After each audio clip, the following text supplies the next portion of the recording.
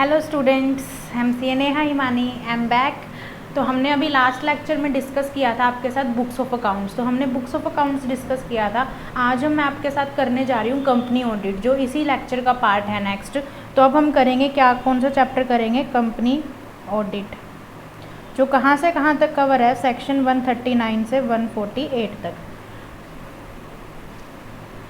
Company audit section 139 से लेके 148 तक। इससे पहले हमने क्या किया था? डिविडेंड, जो 123 से 127 तक था। फिर हमने किया बुक्स ऑफ अकाउंट्स, जो 128 से 138 तक। इसी के कंटिन्यूटी में अब आता है हमारा कंपनी ऑडिट। देखिए, अब कंपनी ऑडिट में क्या हम डिस्कस करते हैं? हम ये डिस्कस करते हैं कंपनी ऑडिट में कि जो हमारा ऑडिटर है कंपनी का, ऑडिटर कौन सा? Stat auditor. उसका अपॉइंटमेंट कैसे होगा, उसका रेम्युनरेशन क्या होगा, उसका रिमूवल रेजिग्नेशन कैसे होगा,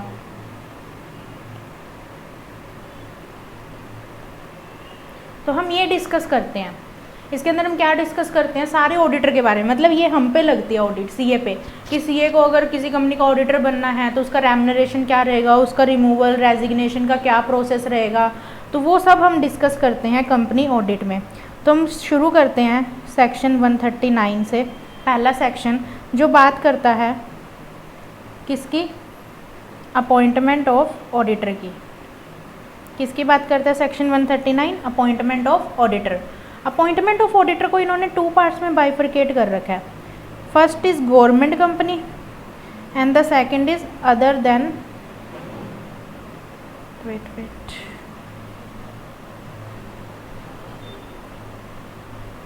अदर देन गवर्नमेंट कंपनी। तो ये क्या बात करते हैं? गवर्नमेंट कंपनी और अदर देन गवर्नमेंट कंपनी की। तो सबसे पहले हम अदर देन गवर्नमेंट कंपनी की तरफ चलते हैं। मतलब गवर्नमेंट कंपनी को छोड़ के दूसरी कंपनीज की बात करते हैं हम। अदर देन गवर्नमेंट कंपनी के केस में ऑडिटर कौन अपॉइंट करेगा? या तो फर्स्ट ऑडिटर, 2 तरह के ऑडिटर होते हैं, या सब्सिक्वेंट। फर्स्ट ऑडिटर जो कंपनी इनकॉर्पोरेट हुई है तब अपॉइंट होता है। तो इन्होंने बोला फर्स्ट ऑडिटर और सब्सिक्वेंट ऑडिटर कौन अपॉइंट करेगा? तो कोई भी कंपनी है उसमें 2 पिलर होते हैं, या तो बोर्ड ऑफ डायरेक्टर के हाथ में पावर रहती है या फिर मेंबर्स के हाथ में पावर रहती है। ठीक है, तो फर्स्ट ऑडिटर कौन अपॉइंट करता है? बोर्ड ऑफ डायरेक्टर अपॉइंट करते हैं। कितने दिन में? विद इन 30 डेज में फ्रॉम डेट ऑफ इनकॉर्पोरेशन। अगर वो फेल हो जाते हैं तो मेंबर अपॉइंट करते हैं within 90 days from date of incorporation. ध्यान रखिएगा, मतलब इन्हें नेक्स्ट 60 डेज मिलते हैं, 30 डेज इसके अंदर इंक्लूड हैं। ठीक है, सब्सिक्वेंट ऑडिटर मेंबर ही अपॉइंट करते हैं एजीएम में ओआर पास करके। फर्स्ट ऑडिटर का टेन्योर कहाँ से कहाँ तक होता है? नेक्स्ट एजीएम तक।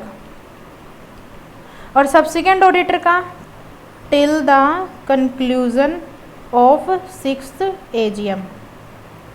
जब तक 6th एजीएम, मतलब 5 साल का टेन्योर होता है। हम लिखते इसे कैसे हैं लॉ की लैंग्वेज में? Till the conclusion of 6th AGM. तो ये था हमारा अदर देन गवर्नमेंट कंपनी की बात। अदर देन गवर्नमेंट कंपनी के केस में फर्स्ट ऑडिटर कौन अपॉइंट करता है? First auditor board of director appoint करते हैं विद इन 30 डेज। अगर वो फेल हो जाए मेंबर नेक्स्ट 60 डेज में। फर्स्ट ऑडिटर का टेन्योर कहाँ तक होता है? नेक्स्ट एजीएम तक। सब्सिक्वेंट ऑडिटर कौन अपॉइंट करता है? एजीएम में ओआर पास करके till the conclusion of 6th AGM tenure रहता है। नेक्स्ट उसके बाद आता है अदर देन गवर्नमेंट कंपनी का केस, सॉरी गवर्नमेंट कंपनी का केस।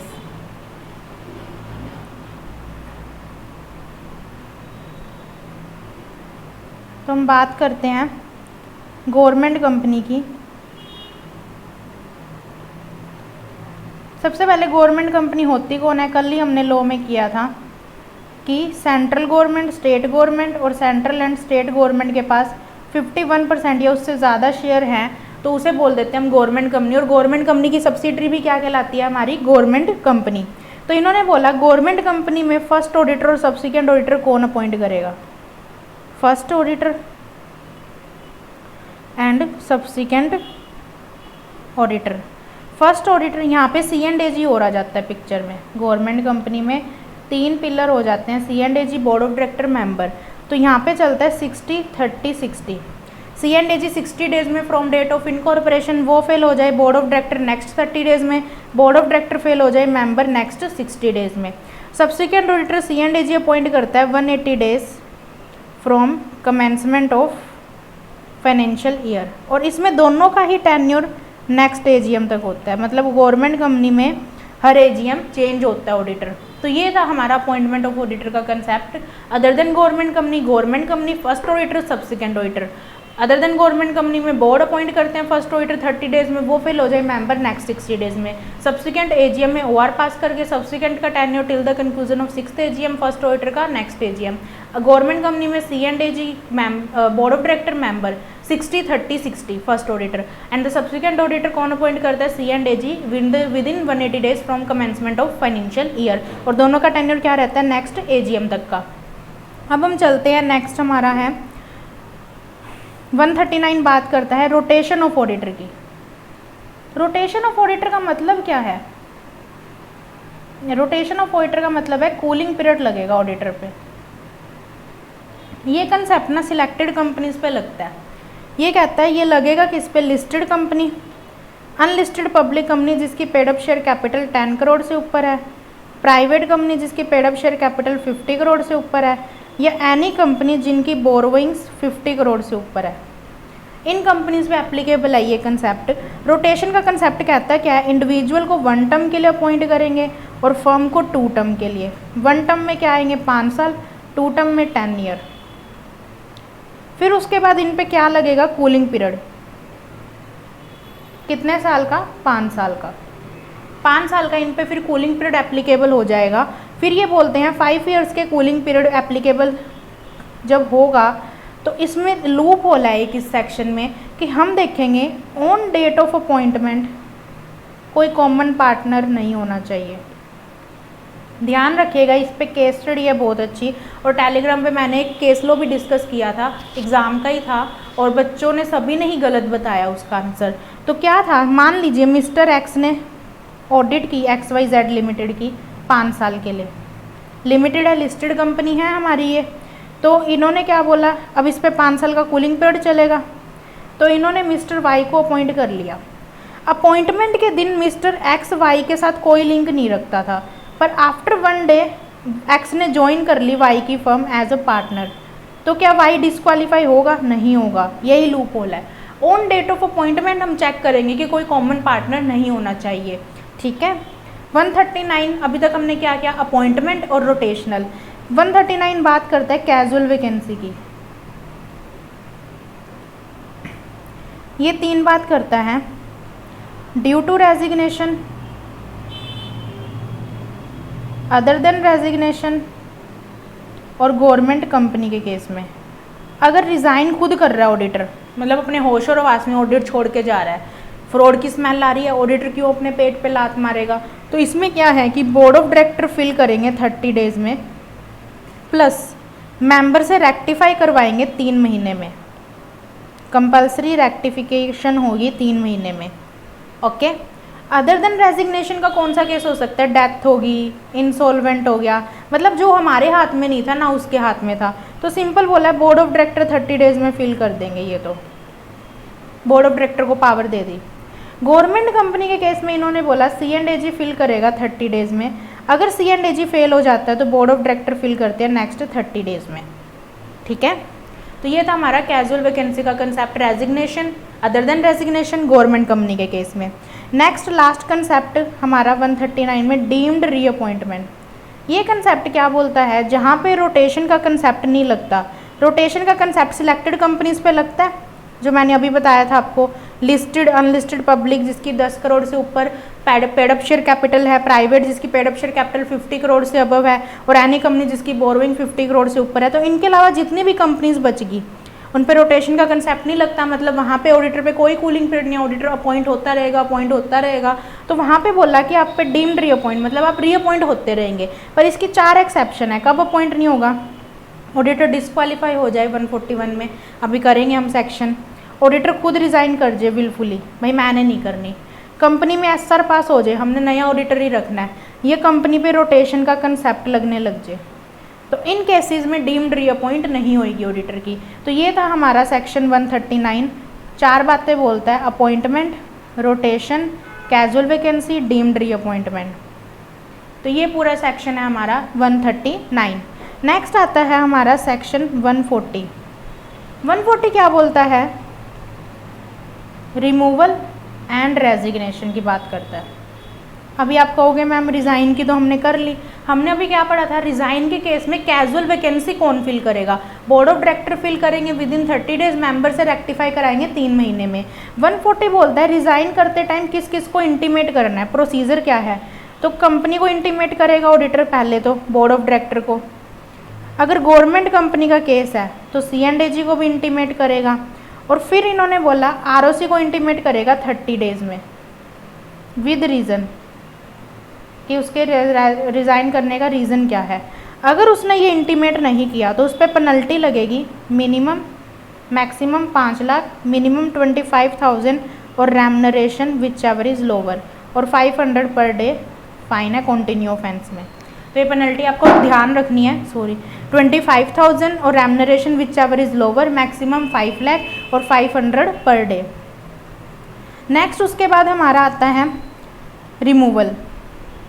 ऑडिटर का रिमूवल 3 तरह से हो सकता है, before expiry of term, AGM में रिमूव करेंगे, या NCLT रिमूव करेगा।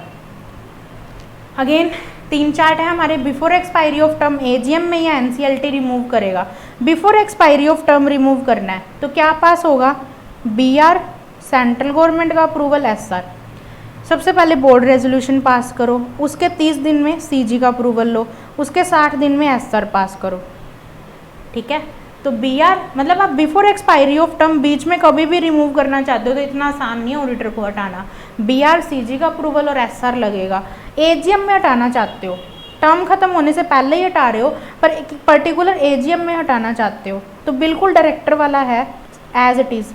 सेक्शन 115 जो है कंपनीज एक्ट का, वो कहता है 1% वोटिंग पावर और 5 lakh paid up share capital hold करने वाले मेंबर पहले अप्लाई करेंगे कंपनी में कि वो want to remove auditor at the AGM। इस बार की AGM में हम ऑडिटर को रिमूव करना चाहते हैं।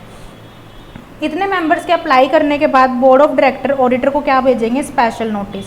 स्पेशल नोटिस मिलने के बाद ऑडिटर क्या भेजेगा वहाँ से? Representation letter. ये हमने PE में भी पढ़ा था, ध्यान हो तो आपको, क्लॉज 6 में, कि हमें रिप्रेजेंटेशन लेटर भेजना है। किसको? ऑडिटर को। ऑडिटर रिप्रेजेंटेशन लेटर भेजते हैं जो पब्लिसिटी नहीं होनी चाहिए, जिसके अंदर डेफामेटरी नहीं होना चाहिए, वरना आप क्लॉज 6 में भी गिल्टी हो जाते हो। क्लॉज 6 पार्ट 1 शेड्यूल 1 जो एडवर्टीजमेंट का था। तो ऑडिटर रिप्रेजेंटेशन लेटर भेजता है, तो सेक्शन भी ये कहता है कि अगर ये डेफामेटरी है तो कंपनी NCLT को अप्लाई करेगी, फिर NCLT डिसाइड करेगा वेदर टू सर्कुलेट और नॉट, ये लेटर सर्कुलेट करना है या नहीं करना मेंबर्स को। ठीक है, फिर नया ऑडिटर अपॉइंट हो जाएगा AGM में OR पास करके। 1 सेकेंड। फिर उसके बाद नेक्स्ट आता है हमारा removal bye tribunal. NCLT remove करेगा ऑडिटर। NCLT किसके कहने पे रिमूव करेगा? या तो सेंट्रल गवर्नमेंट के कहने पे, या कंपनी और मेंबर्स के कंप्लेंट फाइल करने पे, या सुओ मोटो। अगर ऑडिटर फ्रॉडुलेंट पाया जाता है एक्टिविटीज़ में तो इनकी कंप्लेंट पे ऑडिटर रिमूव हो जाएगा। विद इन 15 डेज़ के अंदर अंदर ऑडिटर रिमूव हो जाएगा और उस पर 447 की पेनल्टी लगेगी और 5 साल का ग्लोबल बैन लगेगा, मतलब वो कहीं भी ऑडिटर नहीं बन सकता 5 साल तक। फिर उसके बाद नया ऑडिटर अपॉइंट कौन करेगा? सेंट्रल गवर्नमेंट अपॉइंट करेगी 30 डेज़ में, और जिसका टेन्योर नेक्स्ट AGM तक होगा। तो ये थे हमारे 2 सेक्शन 139 और 140। 139 क्या बोलता है? अपॉइंटमेंट, रोटेशनल, कैजुअल वैकेंसी और डीम्ड रीअपॉइंटमेंट। 140 बोलता है रेजिग्नेशन, रिमूवल। रिमूवल में भी फिर 3 है, before expiry of term, AGM में, और ट्रिब्यूनल रिमूव करता है। इन दोनों की कंप्लाइंसेस पूरी होनी चाहिए 139 और 140 की।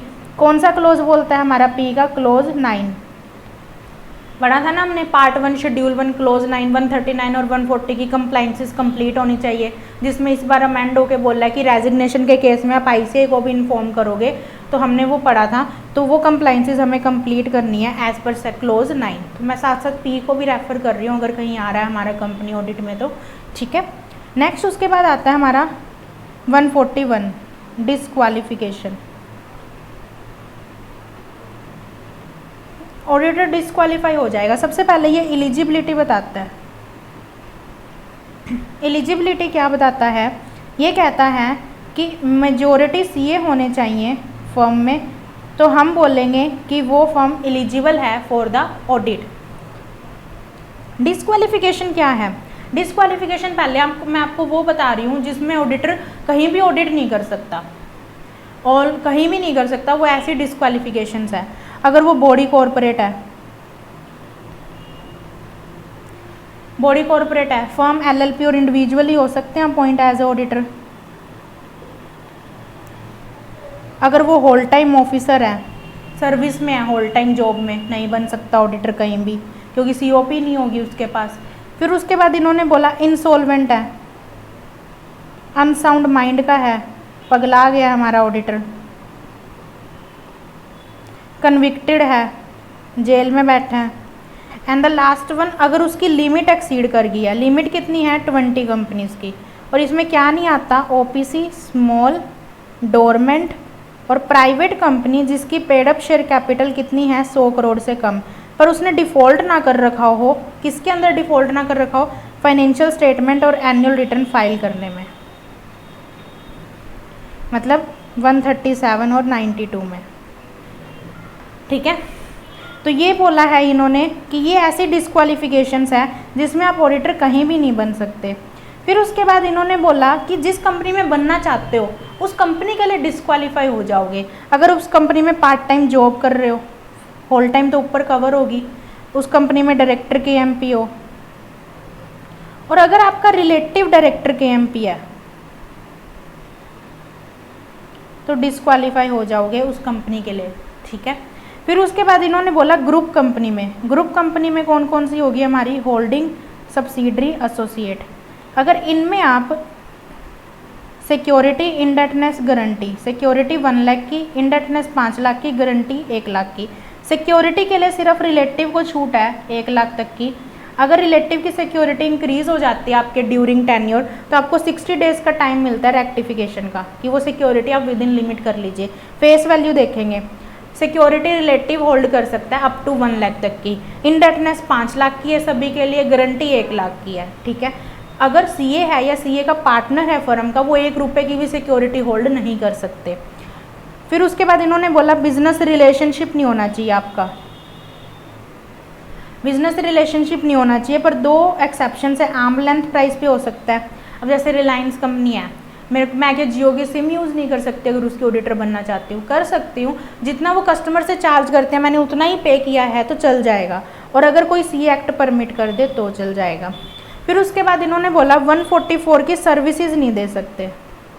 अब 144 सेक्शन की सर्विसेज कौन सी है? प्रोहिबिटेड सर्विसेज, जिसे हम एड्स कहते हैं। ए से accounting and book keeping, actuarial की सर्विस, आई से internal auditor, investment banking, investment advisory की सर्विसेज, और फिर उसके बाद डिज़ाइन एंड इम्प्लीमेंटेशन और आउटसोर्सिंग की सर्विस और मैनेजमेंट की सर्विस। तो ये सर्विसेज प्रोहिबिटेड है। एक ध्यान रखना, एक स्टैट ऑडिटर अब ग्रुप कंपनी में ये सर्विसेज नहीं दे सकता, एक स्टैट ऑडिटर ग्रुप कंपनी में ये सर्विसेज नहीं दे सकता जहाँ पे वो ऑडिटर अपॉइंट होना चाहता है। एक नॉर्मल सीए ये सर्विसेज दे सकता है, तो ये चीज़ ध्यान रखना आप। नेक्स्ट उसके बाद आता है हमारा, ये तो हो गया डिस्क्वालिफिकेशन। डिस्क्वालिफिकेशन क्या थी? कहीं भी नहीं कर सकते, 6 हैं कि सेम कंपनी के लिए 3 है और ग्रुप कंपनी के लिए नेक्स्ट 3 हैं हमारी जो अभी हमने की। Next 142 remuneration of auditor. First auditor का बोर्ड ऑफ डायरेक्टर डिसाइड करते हैं, सब्सिक्वेंट का मेंबर डिसाइड करते हैं एजीएम में, और बुक्स ऑफ लियन ऑडिटर एक्सरसाइज नहीं कर सकता। ठीक है, नेक्स्ट उसके बाद आता है हमारा 143 बाद में करेंगे, 144 प्रोहिबिटेड सर्विसेज कर चुके हैं, 145 146 145 है हमारा उसका attend AGM. Auditor AGM attend कर सकता है, उसकी ड्यूटी बनती है। अगर वो नहीं करना चाहता तो अपने बिहाफ पे प्रॉक्सी भेज सकता है, वो भी सीए ही होना चाहिए।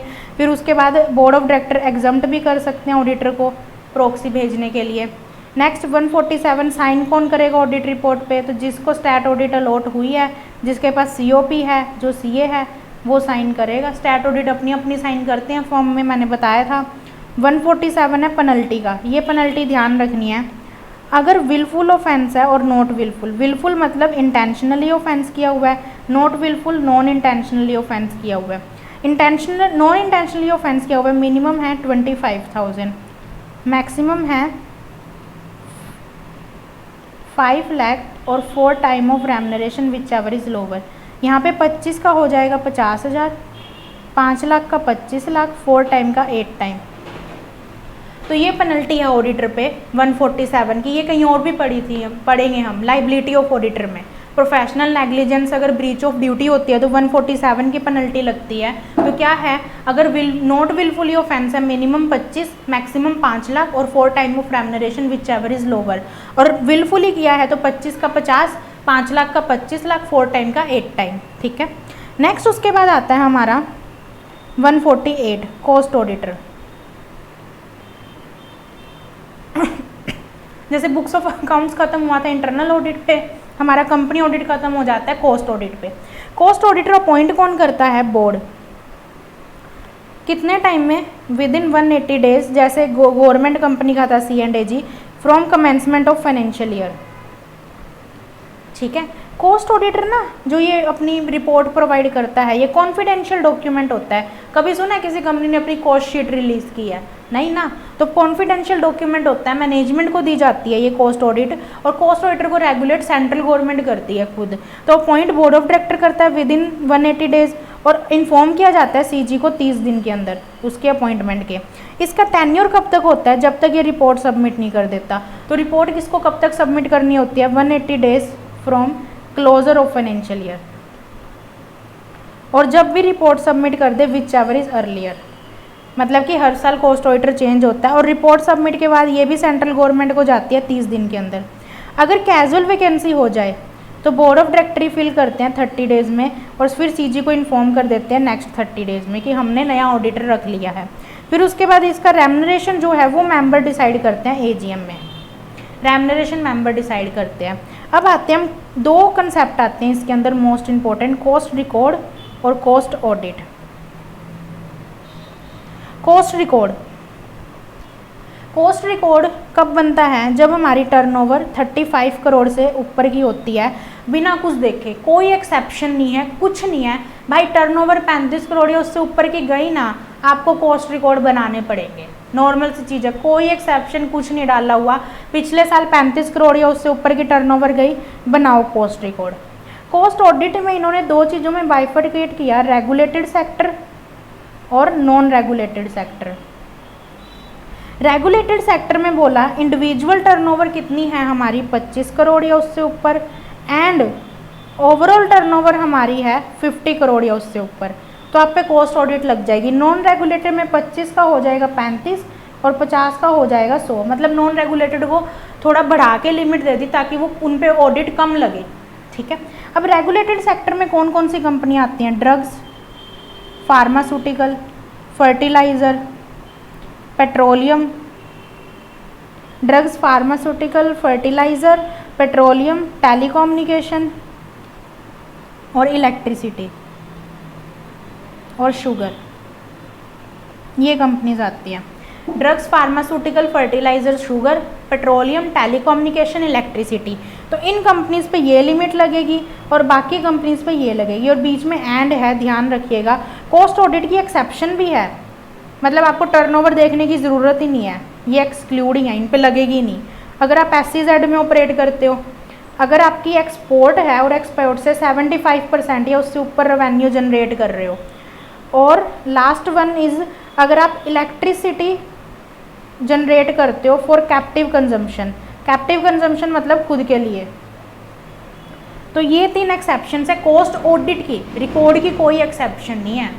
ठीक है, तो ये था हमारा 148 सेक्शन। अभी तक हमने क्या क्या किया, 139 appointment, rotation, casual vacancy and the deemed reappointment, 140 removal resignation, 141 disqualification, 142 remuneration, 143 अभी करेंगे। 144 प्रोहिबिटेड सर्विसेज, जिसके तार किससे जुड़े हैं, 141 से। 145 AGM, 146 signing off audit report, 147 penalty, 148 cost audit. Done. 143 है duties and rights of auditor. Auditor के ड्यूटीज एंड राइट्स क्या हैं। 143 में सब क्लोजेज हैं। पहला क्लोज 143 का 1, ये क्या बोलता है 143 का 1, इंक्वायरी बाय ऑडिटर। ये क्या कहता है, इंक्वायरी बाय ऑडिटर, मतलब इन सर्टेन एरियाज में ऑडिटर इंक्वायरी करेगा। ये हम CFS में भी पढ़ते हैं, आपको ध्यान हो तो ऑब्जेक्टिव में पढ़ा था हमने। ये हम PSU में भी पढ़ते हैं प्रोप्राइटरी ऑडिट में, और ये कंपनी ऑडिट में भी आता है। और इसमें स्ट्रेट अवे क्वेश्चन आता है पेपर में कि 143(1) की आप हमें इंक्वायरी बता दीजिए। तो 143(1) की इंक्वायरी के एज इट इज़ हमें पॉइंट्स लिखने होते हैं। तो क्या क्या पॉइंट्स है, loan and advances, investment, cash, book entry और पर्सनल एक्सपेंडिचर। अब इसकी अलग अलग मेमोरी टेक्निक बना रखी होती है बच्चों ने ABCD करके, तो वो आप जैसे भी आपको कंफर्टेबल लगे आप याद कर लीजिए। Loan and advances, loan and advances में हम दो चीज़ें चेक करते हैं, एक तो इनको डिपॉजिट की तरह तो नहीं दिखा रखा कंपनी ने, और दूसरा ये सिक्योर्ड है या नहीं है। तो क्या चेक करते हैं हम कि इनको कंपनी ने डिपॉजिट की तरह तो नहीं दिखा रखा, और दूसरा ये सिक्योर्ड है या नहीं है। नेक्स्ट उसके बाद हम इन्वेस्टमेंट चेक करते हैं कि बिलो परचेज प्राइस तो नहीं बेची, ठीक है। कैश में हम क्या चेक करते हैं, कैश में हम देखते हैं कि जो शेयर्स कैश फॉर कंसीडरेशन बेचे हैं उनमें कैश रिसीव हो गया कंपनी को प्रॉपरली। बुक एंट्री में डेबिट क्रेडिट सेट ऑफ तो नहीं कर रखा, कई बार कंपनियां लाइबिलिटी हाइड करने के लिए डेबिट क्रेडिट सेट ऑफ कर देती हैं, तो वो तो नहीं कर रखा। पर्सनल एक्सपेंडिचर को रेवेन्यू तो नहीं दिखा रखा, डायरेक्टर ने कार ली खुद के लिए दिखा दी कंपनी की, तो ऐसा तो नहीं है। तो इनमें जब ऑडिटर का एडवर्स रिमार्क होता है ना तभी रिपोर्ट होती हैं ये, अदरवाइज नहीं होती। जब जब एडवर्स रिमार्क होगा इन एरियाज़ में ऑडिटर 143(1) की इंक्वायरी में बताएगा क्या क्या, loan advances, investment, cash, book entry, personal expenditure, ठीक है। तो LIC और BP ऐसे कर लो, LIC में जाके BP राइज ही होता है हमारा। नेक्स्ट उसके बाद आता है हमारा 143 का 2, ये बोलता है नॉर्मल सा कि अगर ऑडिटर का एडवर्स रिमार्क है तो विद रीज़न बताएगा कि क्यों एडवर्स रिमार्क है एनुअल रिपोर्ट में। 143 का 3 ये है अदर मैटर्स। अदर मैटर्स का मतलब क्या है कि कुछ और मैटर्स हैं जो ऑडिट रिपोर्ट में इंक्लूड होते हैं। आज तो तुम्हारी मैम गिरेंगी। 143 का 3 other matters included in audit report. Other matters कौन कौन से हैं हमारे, बहुत सारे हैं। अकाउंटिंग टैली कर रही है बैलेंस शीट से, अकाउंटिंग पॉलिसी हमने कंसिस्टेंट फॉलो की है, ब्रांचेस का डाटा बताते हैं हम। इसमें अदर मैटर्स में 3 मैटर हमने पर्टिकुलर ध्यान रखने हैं। एक तो डायरेक्टर डिस्क्वालिफिकेशन 164, अगर डायरेक्टर डिस्क्वालीफाई हैं तो ऑडिटर इसके अंदर बताता है। नेक्स्ट वन मैनेजरियल रेम्यूनरेशन 197, अगर मैनेजरियल रेम्यूनरेशन पे नहीं किया अकॉर्डिंग टू 197 तो ऑडिटर यहाँ मेंशन करेगा। IPF में डिले कर दिया कंपनी ने 125, तो ऑडिटर इसके अंदर बताएगा। अब पेपर में होता क्या है, पेपर में ऑडिट के पेपर में आ जाता है मैनेजरियल रेम्यूनरेशन हमने एक्सेस में पे कर दिया, SR पास नहीं करवाया, हमें लगता है लो का क्वेश्चन पूछ लिया भाई ऑडिट में। लास्ट में कभी लाइन पढ़ा करो वो ये पूछते हैं ऑडिटर की रिपोर्टिंग रिस्पॉन्सिबिलिटी बता दीजिए, तो हमने ये बताना होता है कि 143(3) में ये मैटर मेंशन होगा। ऑडिट में लो का क्वेश्चन नहीं आता, ऑडिट में लो के सेक्शन इसलिए आते हैं क्योंकि वो रिपोर्टिंग पूछते हैं कि पर्टिकुलरली कहाँ पे करेगा ऑडिटर, ठीक है। नेक्स्ट उसके बाद 143 का 4 ये बोलता है कि एक्सेस करने का राइट है ऑडिटर को सारी इन्फॉर्मेशन कंपनी की। 143 का 5, 6, 7 हम PSU में करेंगे, वहाँ पे गवर्नमेंट कंपनी पे लगते हैं सेक्शन। 143 का 8 ब्रांच ऑडिटर का है, तो ये यही बोलता है कि जो ब्रांच ऑडिटर है उस पर पूरा company audit chapter as it is applicable हो जाता है तो वो भी ऑडिटर ही, तो इसीलिए उसकी अपॉइंटमेंट, डिस्क्वालिफिकेशन, रिमूवल, रेजिग्नेशन सब एज इट इज़ लगती है जो कंपनी ऑडिटर पे लगती है, ठीक है। 143 का 9, 10 ये बोलते हैं कि नफरा के प्रिस्क्राइब किए हुए अकाउंटिंग ऑडिटिंग स्टैंडर्ड फॉलो होंगे ड्यूरिंग द ऑडिट। तो हम नफरा के प्रिस्क्राइब किए हुए आईसीए की कंसल्टेशन के साथ ऑडिटिंग स्टैंडर्ड फॉलो करते हैं। 143 का 11 बोलता है कारो, ये हम नेक्स्ट क्लास में करेंगे, 2016 ही एप्लीकेबल है हम पे। तो 143 के 11 में क्या आता है, कारो। लास्ट 143 का 12 फ्रॉड रिपोर्टिंग, पढ़ा हुआ है, कहीं सुना हुआ है। पी में कॉन्फिडेंशियलिटी की एक्सेप्शन थी, शेड्यूल 2 पार्ट 1 क्लोज 1। तो फ्रॉड रिपोर्टिंग, ऑडिटर फ्रॉड को रिपोर्ट करेगा। अगर 1 करोड़ तक का फ्रॉड है तो audit committee board of director को 2 दिन के अंदर अंदर बताएगा और फिर अपनी रिपोर्ट में मेंशन कर देगा। अगर 1 करोड़ से ऊपर का है तो क्या प्रोसीजर होता है, audit committee board of director को बताएगा 2 दिन के अंदर अंदर, फिर उनके रिप्लाई का वेट करेगा 45 डेज तक। अगर उनका रिप्लाई आ जाता है या नहीं आता, 45 डेज जैसे ही ख़त्म होंगे, दोनों ही केसेस में सेंट्रल गवर्नमेंट को इन्फॉर्म किया जाएगा 15 दिन के अंदर अंदर फ्रॉड। अब सेंट्रल गवर्नमेंट को इन्फॉर्म कैसे करेंगे, एमसीए को भेजेंगे, रजिस्टर्ड पोस्ट में, सील्ड कवर होना चाहिए, जिसमें ऑडिटर अपने लेटर हेड पे अपना मोबाइल नंबर लिखेगा, नेम लिखेगा, ईमेल आईडी लिखेगा, फ़ोन नंबर लिखेगा, ड्यूली स्टैम्प होना चाहिए, स्टैम्प और साइन के साथ। और क्या क्या लिखेगा, nature of fraud, amount of fraud, party involve in fraud और रेमिडियल एक्शन उसने अब तक क्या ले लिया है। अगर ये ऑडिटर नहीं करता, नहीं भेजता, तो 1 लाख से 25 लाख तक की पेनल्टी ऑडिटर पे। और 143 का 13 और 14 ये बोलता है कि 143 का 12 CS और CWA पे भी एज इट इज़ एप्लीकेबल है। तो ये था हमारा 143 सेक्शन। 143(1) में इंक्वायरी थी, 2 नॉर्मल एडवर्स रिमार्क है तो कमेंट देने पड़ेंगे with reason. 143(3) other matters, 144 access कर सकते हो इन्फॉर्मेशन, 5, 6, 7 मैंने कहा है मैं कंपनी PSU में करवाऊंगी आपको, 8 ब्रांच का है, 9, 10 हमारा है नफरा के ऑडिटिंग स्टैंडर्ड फॉलो करेंगे, 11 कारो है सेपरेट चैप्टर, 12 है फ्रॉड रिपोर्टिंग का, और 13, 14 ये 12 CS और CWA पे भी एप्लीकेबल है। तो ये थे हमारे कंपनी ऑडिट के सेक्शन 139 से 148। क्विक रिकैप लेख 123 था declaration of dividend, 124 UDA, 125 IPF, 126 हमारा था dividend to be kept aside, 127 penalty. फिर हमने किए books of accounts 128, 129, books of accounts FS 130, 131 reopening, voluntarily reopening 132, 133 नफरा, 134 बोर्ड रिपोर्ट, 135 CSR, 136 AGM से पहले, 137 AGM के बाद और 138 इंटरनल ऑडिटर। फिर हमने किए 139 अपॉइंटमेंट, रोटेशन और कैजुअल वैकेंसी और हमारा डीम्ड री अपॉइंटमेंट, 140 रिमूवल रेजिग्नेशन, 141 डिस्क्वालिफिकेशन, इसके तार जुड़े हैं 144 से prohibited services, 142 remuneration, 143 rights duties, 145 AGM, 146 signing, 147 penalty, 148 post audit. तो ये था हमारा पूरा तीनों चैप्टर विद CFS हमने कर लिया है। ठीक है, अब मैं आपको एक ऐसे करवाऊंगी 520 एनालिटिकल प्रोसीजर। ये क्या बोलता है एनालिटिकल प्रोसीजर 520? ये कहता है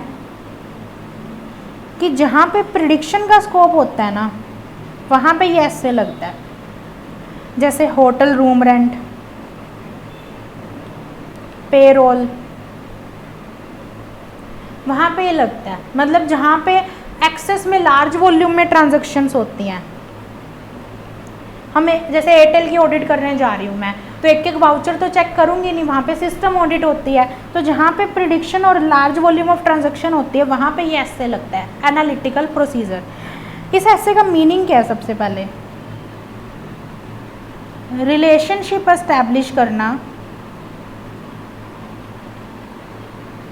फाइनेंशियल डाटा का फाइनेंशियल डाटा से, फाइनेंशियल डाटा का नॉन फाइनेंशियल डाटा से। फाइनेंशियल का फाइनेंशियल से कैसे? जैसे हम प्रायर पीरियड आइटम चेक कर लेते हैं कि इस साल इलेक्ट्रिसिटी बिल कितना आया, पिछले साल कितना आया था, तो फाइनेंशियल का फाइनेंशियल डाटा से। फाइनेंशियल का नॉन फाइनेंशियल से कैसे, जैसे मान लीजिए रूम रेंट ही, एक फ्लोर पे कितने रूम है, कितनी ऑक्यूपेंसी रहती है अकॉर्डिंग टू सीजन, तो इतना कंपनी का रेम्यूनरेशन होना चाहिए, प्रॉफिट होना चाहिए। तो फाइनेंशियल का नॉन फाइनेंशियल डाटा से रिलेशनशिप एस्टैब्लिश करना। अब ये रिलेशनशिप एस्टैब्लिश कैसे होता है, तो 4 चीज़ों से होता है। Similar industry norm,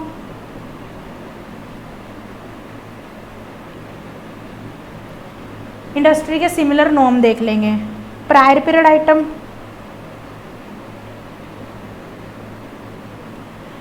third one is हमारा ऑडिटर एंटिसिपेटेड रिजल्ट, ऑडिटर के क्या एंटिसिपेटेड रिजल्ट आते हैं, और ऑडिटर एक्सपेक्टेशंस।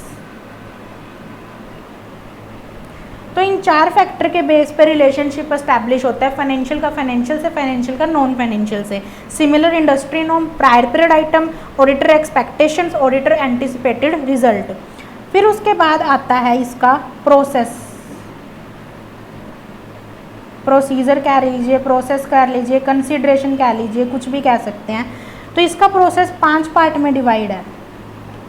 सबसे पहले हम चेक करते हैं सूटेबिलिटी, एनालिटिकल प्रोसीजर लगना कहाँ कहाँ चाहिए।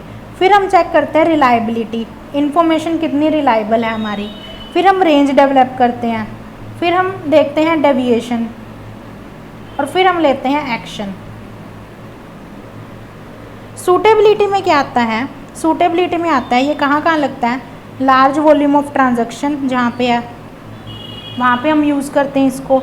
जहाँ पे अनसोफिस्टिकेटेड प्रिडिक्टिव मॉडल्स है, मतलब जहाँ पे प्रिडिक्शन का स्कोप है, मेजरमेंट नहीं है, अनसोफिस्टिकेटेड प्रिडिक्टिव मॉडल्स है। Third one is different analytical procedure give different level of assurance, मतलब कि अगर हम चारों को यूज़ करेंगे तो अलग अलग अश्योरेंस मिलेगी हमें। तो different analytical procedure give different level of assurance. फिर उसके बाद लास्ट वन हमारा क्या आता है इसके अंदर, कि जहाँ पे नेचर ऑफ असर्शन इन्फ्लुएंस होती है। नेचर ऑफ असर्शन क्या है, असर्शन मैंने क्या बताया था, मैनेजमेंट जो हमें इन्फॉर्मेशन प्रोवाइड करती है तो वो इन्फ्लुएंस होती है, डायनामिक है।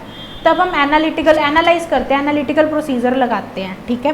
फिर उसके बाद नेक्स्ट आता है रिलायबिलिटी। रिलायबिलिटी हम क्या चेक करते हैं, नेचर ऑफ इन्फॉर्मेशन, हमने किस तरह की इन्फॉर्मेशन ली है। Compatibility of information, information comparison के लायक है। कंट्रोल ओवर इन्फॉर्मेशन, इन्फॉर्मेशन पे कितना कंट्रोल है। Source data of information, source data कैसा है इन्फॉर्मेशन का।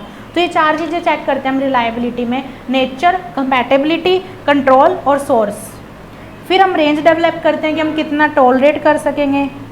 फिर हम देखते हैं डेविएशन कितनी आई है, हमारी टॉलरेंस लेवल के अंदर है या बाहर है। अगर हम सेटिस्फाइड हो जाते हैं, टॉलरेंस लेवल के अंदर होती है तो ठीक है, सेटिस्फाइड नहीं होते तो एक्शन क्या लेते हैं, हम इंक्वायरी करेंगे मैनेजमेंट से और फैप परफॉर्म करेंगे, फर्दर ऑडिट प्रोसीजर। तो क्वेश्चन इस पे कौन से बनते हैं स्ट्रेट अवे, एक तो मीनिंग तो लिख के ही आना आपने, किन किन फैक्टर्स के बेस पे हम एनालिटिकल प्रोसीजर परफॉर्म करते हैं। प्रोसेस स्ट्रेट अवे कम आता है, या तो आपसे सूटेबिलिटी पे क्वेश्चन पूछ लेंगे, या रिलायबिलिटी पे, या एक्शन पूछ लेंगे कि अगर सेटिस्फाइड नहीं है ऑडिटर एनालिटिकल प्रोसीजर के आउटकम से तो क्या एक्शन परफॉर्म करेगा। तो ये है हमारा पूरा एनालिटिकल प्रोसीजर। तो अब तक हमारा ऑडिट में क्या क्या हो चुका है, P, CFS, dividend, books of accounts, company audit. ऐसे में 500 से लेके 520 तक और 400 की सीरीज़ कंप्लीट हो गई है। तो ये हमारा ऑडिट में अब तक का हो चुका है, ठीक है। तो कल हम अब कल का शेड्यूल हमारा क्या है, मैनेजमेंट ऑडिट और ऑपरेशनल ऑडिट, और आपको करवाई जाएगी LLP विद अलोंग विद ऐसे जो भी हमारे रहेंगे कल के। तो मैनेजमेंट, ऑपरेशनल और CFS के साथ हमने एक ऐसे कर लिया था 600, ठीक है। तो कल का हमारा ये है शेड्यूल में। आप शेड्यूल देखिए, शेड्यूल के अकॉर्डिंग ही क्लासेस चल रही हैं। तो आप मेरे से कई बार व्हाट्सएप पे बच्चों के मैसेज आ जाते हैं कि मैम नेक्स्ट टेस्ट कब है, नेक्स्ट टेस्ट किसका है। तो अब शेड्यूल में देखिए, आपको शेड्यूल गिवन है पूरा प्रॉपर, और मैं उसी के अकॉर्डिंग ही क्लासेस रिकॉर्ड कर रही हूँ और चल रहे हैं, हमारे टेस्ट भी उसी के अकॉर्डिंग चल रहे हैं। और आज आपको लॉ के टेस्ट का जो आपने दिया था उसका रिज़ल्ट मिल जाएगा जल्दी, देखते हैं उसमें आपने कैसा परफॉर्म किया है। तो आज की क्लास यहीं ओवर होती है। Thank you, do your best, thank you.